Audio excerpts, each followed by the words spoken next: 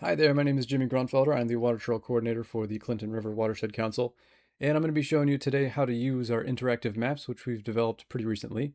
They're good as a resource for trip planning, for reporting log jams, or for general river information. So we're going to go over to our crwc.org website here. This is our main page. From here, we're going to go to Programs, then Clinton River Water Trail. We're going to keep on scrolling down to where we see interactive maps. We see 4 of these, one for each section and one for all of the sections, the overview here. They're kind of small, so let's go ahead and go into the heart of the Clinton. We can see this rectangle here. That'll make it full screen into a new tab here, which is wonderful. We can see the description right up at the top left, kind of what we can expect in this section of the river. This is the hardest or more challenging section, especially depending on water levels and all that good stuff. But let's go through these icons here. There's a lot of them. First of all, we've got our access site icon. It's a little blue person kayaking here. Our first access point in the heart of the Clinton is the Riverside Park. We've got a picture here, and we also have a description of the amenities that you can find at this site.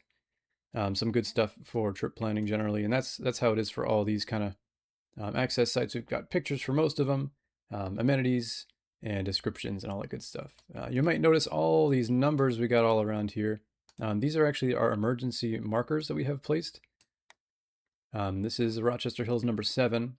Good for emergencies. Think of them like mile markers on a highway.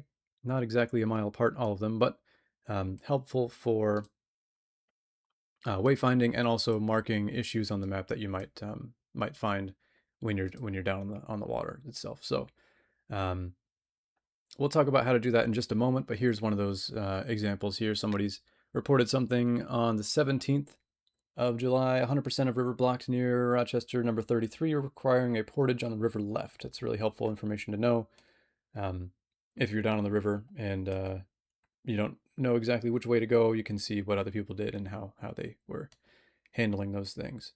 Another thing we've got going on are these red exclamation points. These are more semi-permanent issues we've got going on. This one's the river bypass.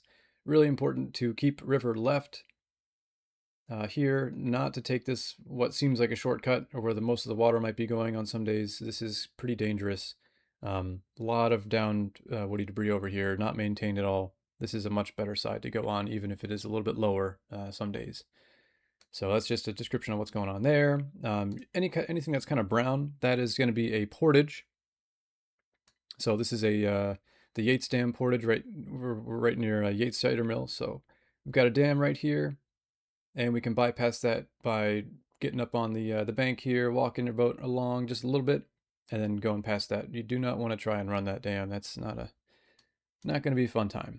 And we got some more mile markers down here, and that's pretty much the gist of our icons. What we want to look at now is one of our reports that somebody uploaded a picture to, which is really cool. This is reported on June 19th. Tree down across the river blocks 75% of the river. May be able to get around it on river left.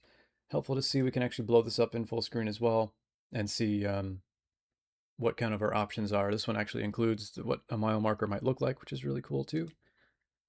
But in terms of how to upload those, how to submit those forms, we actually have that right here. You might have seen it a little bit earlier. You can report a logjam here. You can also go, if we go back to our website here, down below all of our maps, we have a report a logjam button, which we can click here. And this is kind of what that looks like. Asking for your name, some information, contact information in case we need to follow up, and some more information about the logjam itself. And that way we can put it on the interactive map and help other people look out for those blockages as well. So, and you can see you can upload pictures, which is really sweet, and also subscribe to the newsletter if you want. But yeah, once you do that, prove you're not a robot. Your form has been submitted. So then we get it, and the rest you can see on these interactive maps. So with all that in mind, if you have any issues with this or any questions at all, make sure to give us a call or an email, or you can also stop by. You can just go down to the bottom of any of our web pages. You can see our phone number, contact information for email, and then also our physical address if you want to stop by Monday through Friday, 9 to 5. Usually we are in the building there. So yeah, feel free to stop by, say hello, drop us a line. Otherwise, see you on the river and hope you stay safe. Thanks for watching, y'all.